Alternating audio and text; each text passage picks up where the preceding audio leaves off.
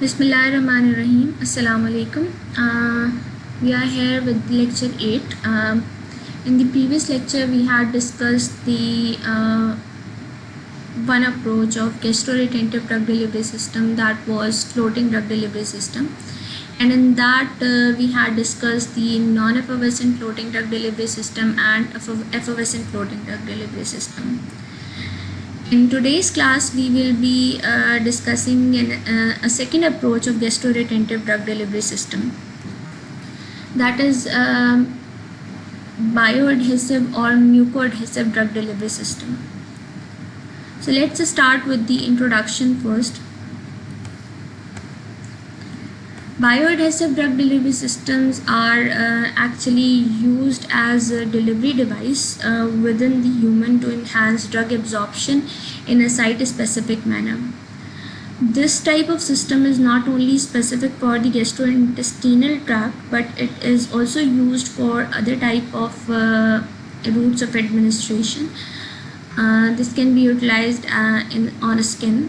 This can be utilized on external or transdermal delivery systems. But our main focus in today's class would be the utilization of bioadhesive or mucoadhesive drug delivery system in the novel approaches for the gastrointestinal delivery of the drug. In this approach, bioadhesive polymers are used and they can adhere to the epithelial surfaces in the stomach.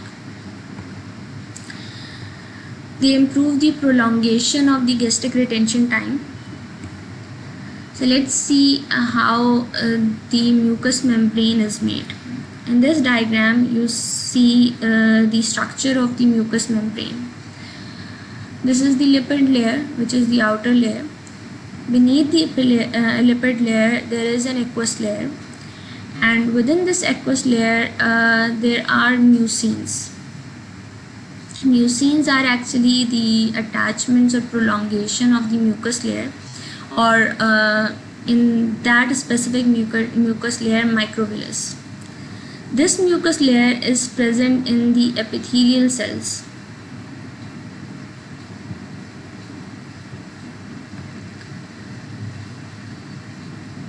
The basis of bioadhesion is that a dosage form can stick to the mucosal surface by different mechanisms.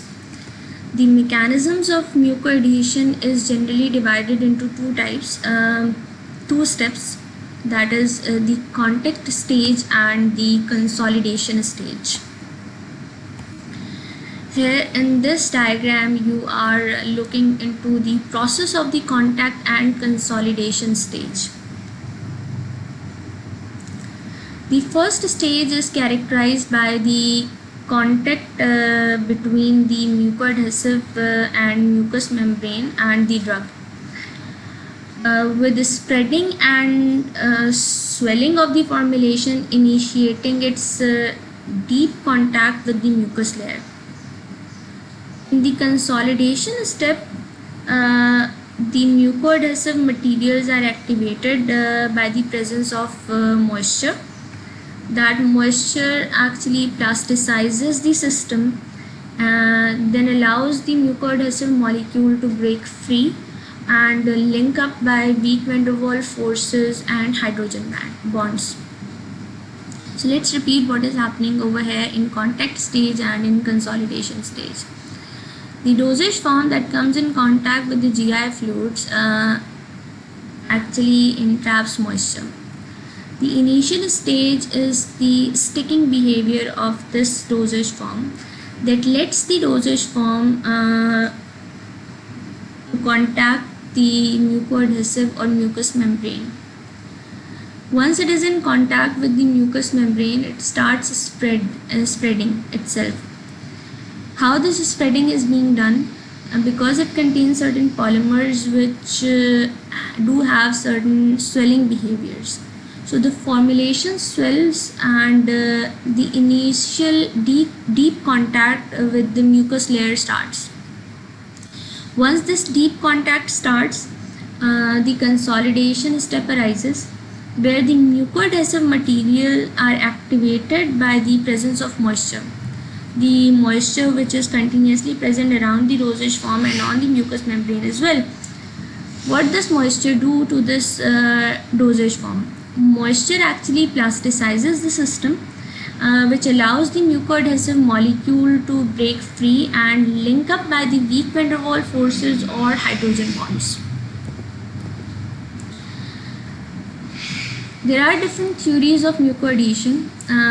The most important one are the wetting theory, the diffusion theory, the adsorption theory, and the electron theory. We will be discussing all these theories one by one in detail. So let's discuss first the wetting theory. The wetting theory, which is based on the ability on the wetting theory, which is based on the ability of bioadhesive polymers to spread and then develop an intimate contact with the mucous layer. This theory applies to the liquid systems, which presents the affinity to the surface in order to spread over it. That affinity can be found by using different measuring techniques such as the contact angle. And as a general rule of thumb, the lower the contact angle, the greater is the affinity. The contact angle should be equal or close to 0 to provide the adequate spreadability. Here in this diagram, you can see the influence of contact angle on the mucous adhesion. This is the dosage form, and here the measurement of contact angle starts. If the contact angle is larger, the spreadability would be less and the affinity for binding would be low. But as the contact angle is smaller, the spreadability is adequate and it is larger to provide the specific affinity to this mucous membrane. Another theory is the diffusion theory. The diffusion theory proposes that physical entanglement of the mucine strands with the flexible polymer chains or the interpenetration of mucine strands into the porous structure of the polymer substrate is possible. I'm again repeating. The physical entanglement of the mucine strands to the flexible polymer chains. In the previous slides, you had seen the diagram of the mucous layer where the mucine strands were present. The mucine strands can actually entangle with the polymer chains. These polymer chains interpenetrate with the mucine strands and they diffuse into the mucous membrane. Diffusion theory describes the interpenetration of both polymer and mucine chains to enough depth to create a semi-permanent adhesive bond. It is believed that the adhesion force increases with the degree of penetration of the polymer chains. This penetration rate depends on the diffusion coefficient, flexibility and nature of the mucoadhesive chains, mobility and contact time. According to the literatures, the depth of the interpenetration required to produce an efficient bioadhesive bond lies in the range of 0.2 to 0.5 micrometer. So this is the diagram that shows the interaction with mucoadhesive device and the mucus. Here you can see the mucine chains and this is the drug which is embedded with the polymer, and polymer is chained on the dosage form. There are polymeric chains which are present on the dosage form. In diffusion theory, what happens is these polymeric chains tangled with these mucin chains, and an interdiffusion network is formed. This interdiffusion network allows the penetration of the drug into the mucous membrane, and this penetration rate is actually dependent on the diffusion coefficient of the drug and the flexibility of the polymer, as well as the nature of the mucoadhesive chains, the mobility and contact time. The larger the contact time, more would be the diffusion. The smaller or the shorter the contact time, the diffusion would be less. There is another theory which is called as adsorption theory. The adsorption theory suggests that bioadhesion is due to secondary forces. In this instance, adhesion is the result of various surface interactions. These surface interactions could be primary bondings or secondary bondings between the adhesive polymer and the mucous substrate. Polymer bonds due to chemisorptions result in adhesion due to ionic, covalent and metallic bonding, which is generally undesirable due to their permanency. These secondary bonds arise mainly due to the van der Waals forces or hydrophobic interactions and hydrogen bonding. Whilst these interactions requires less energy to break, they are the most prominent form of surface interaction in mucoid adhesion processes, as they have the advantage of being semi-permanent bonds. Let's repeat. There are two types of bonds: primary bonds and secondary bonds.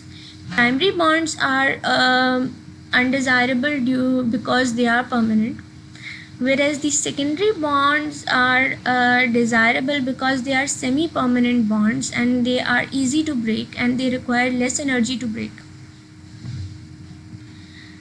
The last theory that we are going to discuss today is electron theory. The electron theory, which proposes attractive electrostatic forces between the glycoprotein mucin and network and the bioadhesive material. This theory describes adhesion occurring by means of electron transfer between the mucus and the mucoadhesive system that arises through differences in their electronic structures. The electron transfer between the mucus and the mucoadhesive system results in the formation of a double layer of electrical charges at the mucus and mucoadhesive interface. The net result of such a process is the formation of attractive forces within this double layer.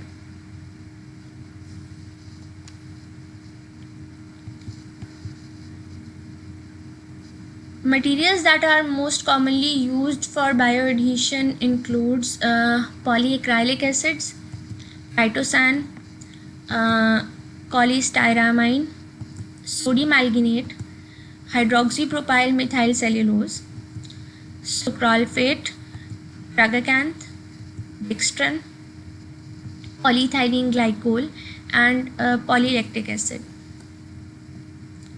Even though some of these polymers are effective at producing bioadhesion, it is very difficult to maintain it effectively because of the rapid turnover of the mucus in the gastrointestinal tract.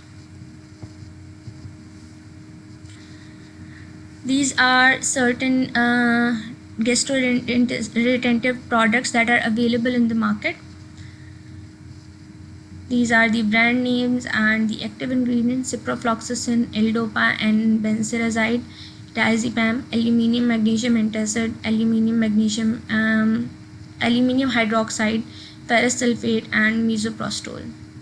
All these drugs are available in the market as gastroretentive products.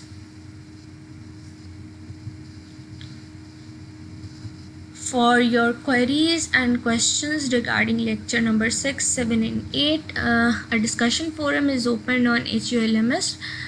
Post your questions referring a slide number and lecture number on your portal, and I will get back to you.